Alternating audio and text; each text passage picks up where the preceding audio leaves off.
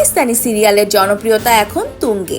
বিশেষ করে বাস্তবধর্মী কাহিনী, সংবেদনশীল অভিনয় আর সংক্ষিপ্ত পর্বের কারণে অনেক দর্শক ভারতীয় সিরিয়াল থেকে মুখ ফিরিয়ে নিয়ে এখন পাকিস্তানি সিরিয়ালের দিকে ঝুঁকেছেন। মেরে হামসফর, সানুকি কিংবা মুঝে প্যার হুয়া থার মতো নাটকগুলো দর্শকের মন ছুঁয়েছে গভীরভাবে। আর এসব সিরিয়ালের কেন্দ্রবিন্দুতে রয়েছেন তরুণ প্রতিভাবান অভিনেত্রী হানিয়া আমির।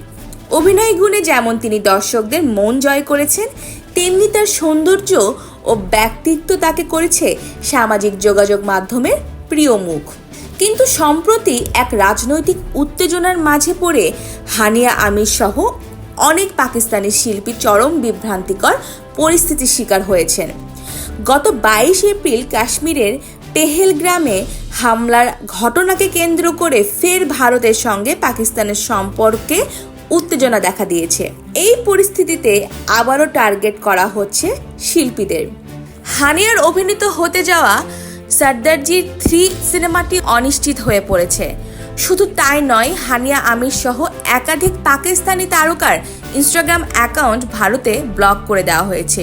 এদিকে হানিয়ার নামে ভুয়া বিবৃতি ছড়ানো হয়েছে যে তিনি নাকি বলেছিলেন কাশ্মীর হামলার পেছনে পাকিস্তানি সেনাবাহিনীর হাত রয়েছে এবং তিনি নরেন্দ্র মোদীকে নিষেধাজ্ঞা তোলার আহ্বান জানিয়েছেন। এসব গুজবের তীব্র প্রতিবাদ জানিয়েছেন হানিয়া আমির।